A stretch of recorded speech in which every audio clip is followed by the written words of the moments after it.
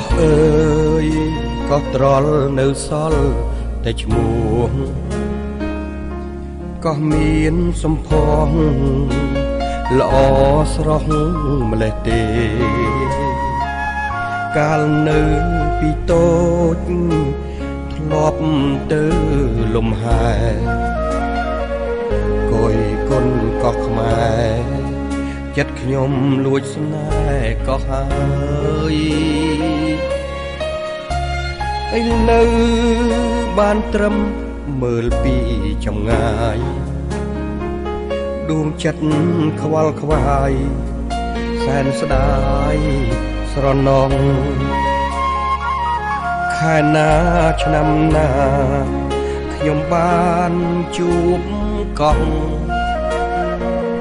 ទើបអ្នកវិលមករួមសុខលើដីខ្មែរវិញ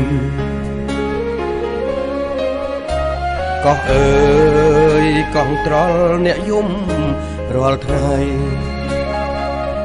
អង្វរសុំក្តីមេត្តាសុំខ្មែរប្រុសស្រីផ្ដល់ក្តីមេត្តាជួយកោះត្រល់កំព្រីវិលមកមាតុភូមិខ្មែរវិញបើបានជួបហើយសន្យាលេងប្រត់ថែកង់កំសត់ទុកជូនកូនខ្មែរ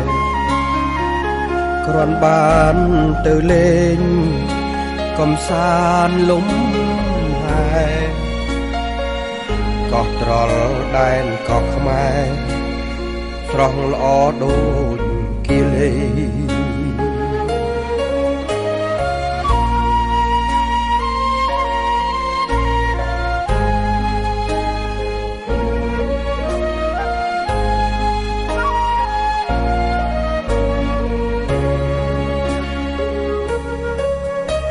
កោះអើ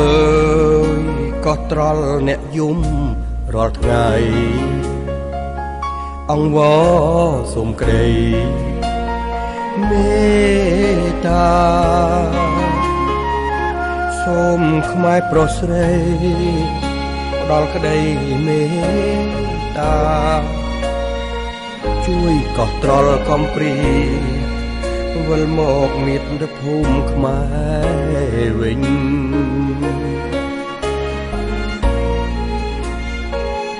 វិលមកមាតុភូមិខ្មែរវិញ